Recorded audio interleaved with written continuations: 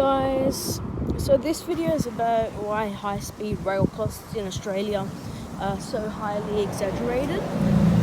So don't ask why I'm at a T-way station, but so first reason is France, they built their new line, or maybe a little older, but still, for about maybe like how much the new inland rail costs right now. It's about like 30 billion. Pretty sure I read that. So, yeah. And then Spain built their one of their rail lines, high-speed rail lines, with about $30 million Australian per kilometre. So that's much less than what Australia says that our costs are going to be. So the government's expects about, like, I'd say 1 billion per kilometre, which is just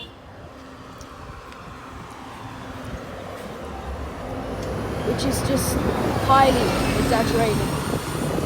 It's pretty much, yeah, it's just a joke. So yeah, also third, inland rail, if you haven't heard about it, it's pretty much for freight trains from Sydney to Melbourne. Queensland to Melbourne. Yeah, that's obviously a huge distance. Probably, yeah, pretty much not the distance of a normal high-speed rail line in other countries, but that's just an example. That started off at being expected about like 10 billion. Now it's blown to about 30 billion.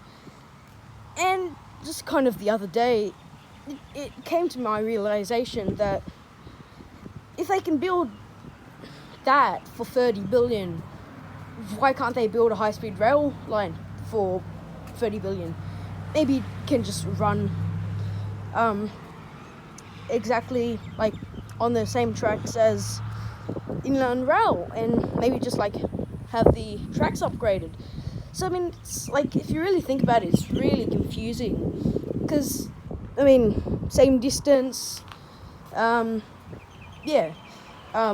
electrifying the track doesn't cost that much, so there's pretty much no difference.